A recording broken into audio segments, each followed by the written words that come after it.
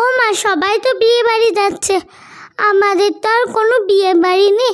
তাই তুমি আজকে একবার ঘরে আমাকে বিরিয়ানি বানিয়ে দাও। বাবা, বাড়িতে তো চিকেন মাটন কিছুই নেই রে, তাহলে কি দিয়ে বানাবো? আমি কিছু জানি না, তোমাকে বিরিয়ানি বানিয়ে দিতেই হবে। আচ্ছা ঠিক আছে, চল তোকে আজকে আমি এঁচোড়ের বিরিয়ানি বানিয়ে খাওয়াবো, দেখবি কি দারুণ টেস্টি হয় খেতে। কি এঁচোড়ের বিরিয়ানি? হ্যাঁ, একবার খেয়ে দেখ কেমন হয় খেতে, বারবার কিন্তু বানাতে বলবি। এখানে এঁচোড়গুলো একটু বড় সাইজের কেটে নিয়ে তেলের মধ্যে ভেজে নিচ্ছি। ঠিক একইভাবে আলুগুলোকেও একটু বড় টুকরো করে কেটে নিয়েছি। এবার আলুগুলোকেও এই তেলের মধ্যে দিয়ে ভেজে নেব। মা, এঁচোড়ার আলুটাকে একটু লাল করে ভেজে নিতে হবে। হ্যাঁ, একটু লাল করে ভেজে তুলে নেব। এবার দুটো পেঁয়াজকে কুচো করে কেটে নিতে হবে। মা, আজকে বিরিয়ানিতে বেস্তা দেবে না? হ্যাঁ দেবো তো। এখানে যা পেঁয়াজ আমি কেটেছিলাম তার থেকে অল্প কিছু পেঁয়াজ আমি বেরেস্তা করে তুলে নিয়েছি।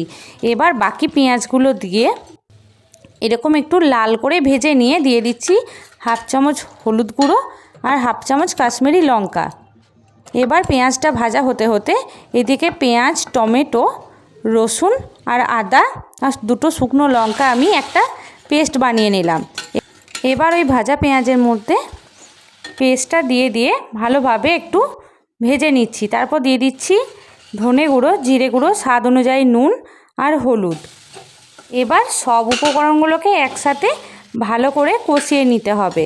কষিয়ে নেওয়া হয়ে গেলে দিয়ে দেবো ভেজে রাখা এঁচোড় আর আলু। তারপর আবারও একটু কষে নিতে হবে। এবার দিয়ে দিচ্ছি সামান্য চিনি। এবার পরিমাণ মতো জল দিয়ে ঢাকা দিয়ে দিতে হবে। যেহেতু এঁচোড়গুলো আমি আগে সেদ্ধ করে নিইনি, তাই এখানে আমার এঁচোড়টা সেদ্ধ হতে একটু সময় লেগে গেছে। চাইলে আপনারা একটা সিটি দিয়ে তারপর এঁচোড়টা ভেজে নেবেন। এঁচোড়গুলো পুরোপুরি সেদ্ধ হয়ে গেছে। তরকারিটা নামিয়ে রেখে এবার তৈরি করে নিচ্ছি ভাতটা কিন্তু এখানে আমাকে 70% মতো কুক করতে হবে। এবার ভাত নামিয়ে নিয়েছি। এবার গামলার মধ্যে দিয়ে দিচ্ছি ঘি আর সাদা তেল। তারপর ভাতটা দিয়ে দেওয়ার পর এঁচোড় আর আলুগুলোকে দিয়ে উপর থেকে একটু গ্রেভিটা দিয়ে আবারও ভাতগুলো দিয়ে চাপা দিয়ে দেবো। 1 চামচ কেওড়া জল, 1 চামচ গোলাপ জল, একটু নুন আর বিরিয়ানি মশলা দিয়ে ওপরে কিন্তু বেরেস্তাটা দিতে হবে।